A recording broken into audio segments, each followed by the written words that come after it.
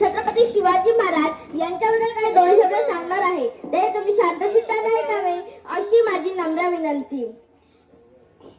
आजकाल असं म्हणतात की जिथे मस्तक टेकवावा अशा नमस्कारांच्या जागा खूप कमी होत चालल्यात. पण ज्यांचं नाव ऐकतात हे मस्तक नतमस्तक झाल्याशिवाय राहणार नाही. त्या म्हणजे माँसाहेब जिजाऊ. 33 कोटी देवतांची कोट्यवधी मंदिर असतील पण माझ्या राजाचं एकही मंदिर नाही. पण कोट्यवधी माणसं माझ्या राजाची पूजा करतात. ते म्हणजे आपल्या सगळ्यांचे जाणते राजे छत्रपती शिवाजी महाराज. ज्या राजाने जगाला दाखवून दिलं की आम्ही चुकूनही मुंगीच्या वाट्याला जात नाही. पण जर आमच्या वाट्याला कोण आलं तर सिंहाचे पण दात मोजायला आम्ही घाबरत नाही.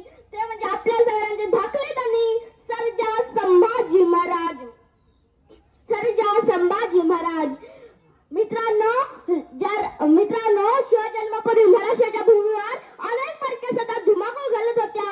कुतुबशाही, निजामशाही, आदिलशाही, मुघलशाही अन्याय अत्याचार करत होत्या. अशा परिस्थितीत महाराष्ट्राला होता तो एक झंकार धगधगता अंगार. अखेर ती वेळ आलीच. सह्याद्रीच्या कुशीतून एक हिरा चमकला. भगवा दळाच्या नातात शिवणाऱ्या प्रकटला. हातात घेऊन तलवार शत्रूवर गरजला. जिजाऊच्या पती एका सिंहाचा जन्म झाला. 19 फेब्रुवारी 1630 रोजी शिवनेरी किल्ल्यावर महाराजांचा जन्म झाला.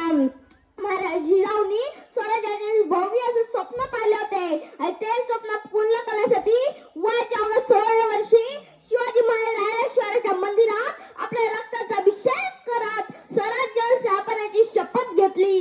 त्यांना साथ मिळाली ती बहिर्जी नाईक, बाजीप्रभू देशपांडे, जीवा म्हाला, शिवा काशीद, तानाजी मालुसरे, बाजीप्रभू देशपांडे, यसाजी कंकव, कोंडाजी फरजद, संताजी घोरपडे, धनाजी जाधव अशा अनेक मावळ्यांनी आपल्या रक्ताची बाजी